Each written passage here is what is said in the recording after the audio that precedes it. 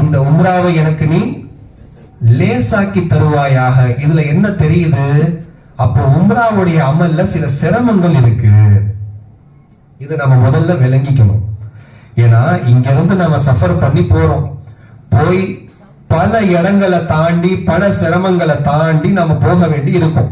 சஃபர்னு சொன்னாலே அதுல நிறைய சிரமங்கள் இருக்கு. அதனாலதானே சஃபர்ல 4 ரக்காத்து லுஹருடைய தொழுகை எத்தனை தொழுகலாம்? 2. இஷாவுடைய தொழுகை 2. ஃபஜர் 1 தொழக்கூடாதா? ஃபஜர் 2 தான் தொழுகணும். சரிங்களா? அப்போ லுஹருடைய தொழுகையா இருக்கட்டும், இஷாவுடைய தொழுகையா இருக்கட்டும், 4 ரக்காத்து அல்லாஹ் 2 ரக்காத் ஆக்கி கொடுக்கிறான். அசருடைய தொழுகை 4 2ஆ தொழுதுக்கன்றான் அல்லாஹ். ஏனென்று சொன்னால் சஃபர்ல என்ன இருக்கு? நிச்சயமாக சிரமங்கள். நம்ம என்னதான் ஏசி வண்டியில பிளைட்ல போனாலும் சஃபர்ல கொஞ்சம் சிரமம்.